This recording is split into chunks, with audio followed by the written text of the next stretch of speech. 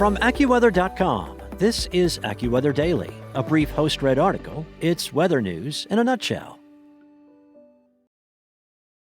El Niño has developed in the Pacific Ocean, and it's a climate pattern that can reshape weather around the globe into next year. The last El Niño was in 2023-2024, and forecasters say this one is developing earlier than many typically do. AccuWeather long-range expert Paul Pastelok said the sea surface temperatures are quickly changing in the equatorial Pacific.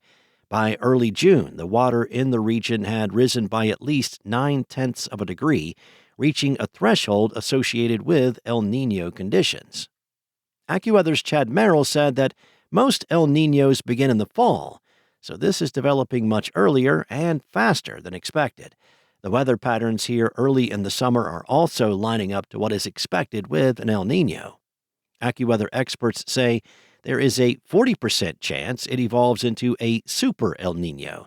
Now, to reach that level, water near the equator in the eastern Pacific would need to climb to at least 3.6 degrees above the long-term average. The stronger El Niño becomes, the greater its potential influence on weather patterns around the world. As of early June, water in the eastern Pacific was already running at exceptional levels. Climate Central reported the warmth was higher than in any year since 1982. El Niño is not the only factor that long-range forecasters are watching, though. Other parts of the Pacific are also unusually warm. Pastelok added that warming water between Hawaii and the Baja can help feed into the warming near the equator to increase El Niño. He said, there is also a broad area of warm water that stretches over 3,000 miles from near Japan to north of Hawaii, which is much warmer than historical averages. Together, those factors could make this El Niño look different from others in recent history. So, what does El Niño mean for summer weather? Well, it depends on where you live in the U.S. Severe weather and tornadoes can increase in the central and eastern U.S. during the summer, while other regions experience drier conditions. Merrill said it will intensify drought in the Northwest and Northern Rockies and lessen drought intensity and coverage in the Southwest.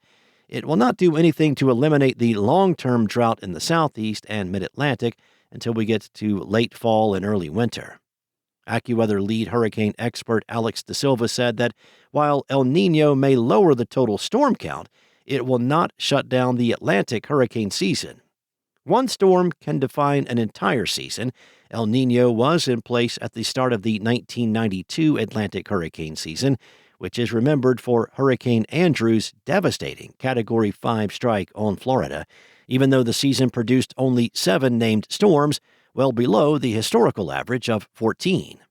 Meanwhile, warmer Pacific waters can help fuel tropical activity in the eastern and central Pacific basins, increasing the risk of impacts for Mexico, Hawaii, and in some setups, California. AccuWeather expects El Niño to continue into at least the start of 2027, but the impacts could last even longer. Its influence is often more pronounced in winter than in summer or autumn.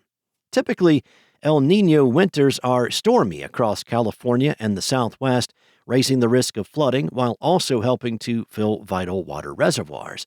It can also lead to wetter and cooler conditions across the Gulf Coast. Meanwhile, winters tend to be less cold and have less rain and snow across the northern half of the U.S. El Niño can also affect food supplies in the ocean. NASA scientists have found that strong El Niño events can reduce phytoplankton, tiny plants that form the base of the marine food chain. Warm El Niño waters can suppress the normal upwelling of cold, nutrient-rich water along the equator and near the coasts of Chile and Peru. One NASA ocean scientist said an El Niño basically stops the normal upwelling. There's a lot of starvation that happens to the marine food web. When phytoplankton decline, fish populations can drop as well, putting pressure on fisheries and the coastal economies that depend on them.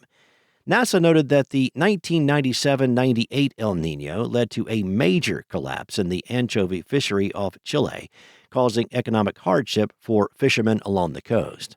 The exact impacts of the developing El Niño will depend on how strong it becomes, where the warmest water sets up in the Pacific, and how long it lasts. NASA scientists have found that East Pacific El Niño events, such as in 1997-98, can have a larger impact on fisheries off South America than events centered farther west in the Central Pacific. AccuWeather experts say the most significant global weather effects are likely early next year, even though some impacts may emerge later this year. In the U.S., El Niño can bring more rain to the Midwest and parts of the West during summer, while drier stretches can develop from the Gulf Coast to the East Coast, with pockets of heavy rain still possible.